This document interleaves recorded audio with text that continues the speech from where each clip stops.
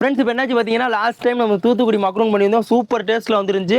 இன்றைக்கி வந்து tea cake பண்ண போகிறோம். லாஸ்ட் டைம் வேறு டீ கேக் பண்ணியிருந்தோம், அது கொஞ்சம் ரைஸ் ஆகாமல் கொஞ்சம் இதாக திக்காக இருந்துச்சு. இப்போ இந்த டைம் வந்து சூப்பராக பண்ணலாம். வாங்க எப்படி பண்ணலாங்கிறத பார்ப்போம். இந்த ரெசிபி தான் டீ கேக்குக்கான ரெசிபி. சூப்பர் டேஸ்ட்டாக வரும். இதே மெத்தடில் ஃபாலோ பண்ணி பண்ணுங்கள், சூப்பராக வரும். 1 கப் மைதா 136 கிராம் இருக்குது. 1 teaspoon baking powder, 1/4 teaspoon baking soda, ஒரு பிஞ்சு சால்ட்டு, ஒரு 8 இன்ச்சு ட்ரேயில் இந்த மாதிரி ஆயிலை நல்லா க்ரீஸ் பண்ணிவிட்டு பட்டர் பேப்பர் விரிச்சிடலாம்.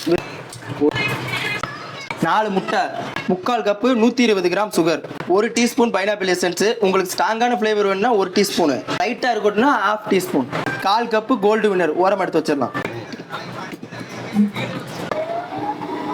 எடுத்து வச்ச ட்ரை இன்க்ரீடியன்ஸை நல்லா சளிச்சு எடுத்துக்கலாம். இதே மாதிரி ஒரு 5 நிமிஷம் நல்லா இந்த அளவுக்கு ஃப்ளஃபியாக வர வரைக்கும் பீட் பண்ணணும். 1/4 கப் அளவுக்கு ஆயில் அப்படியே ஒரு 2 செகண்டு ஓட விட்டு அப்படியே எடுத்துடலாம்.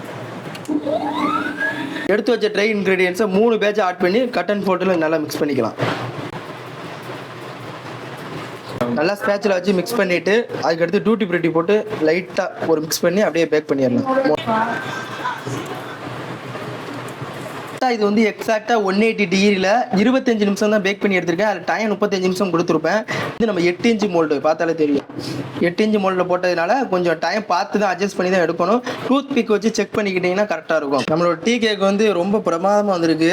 எப்படி இருக்குன்னு கட் பண்ணி காட்டுறேன் பாருங்கள்.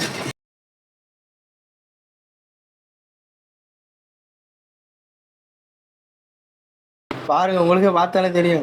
இது வந்து நம்ம 7 இன்ச்சு மோல்டில் போட்டோம்னா நல்லா ஹைட்டாக வந்திருக்கும். இது வந்து 8 இன்ச்சு மோல்டு, அதனால தான் கொஞ்சம் ஹைட்டு கம்மியாக இருக்குது. ஆனால் சூப்பராக வந்துருக்குங்க. டூட்டி ஃப்ரூட்டி எல்லாம் உள்ள நல்லா அங்கங்கே கிடக்கு. செஞ்சிருந்த டீ கேக்கு ரொம்ப சூப்பராக வந்திருக்கு.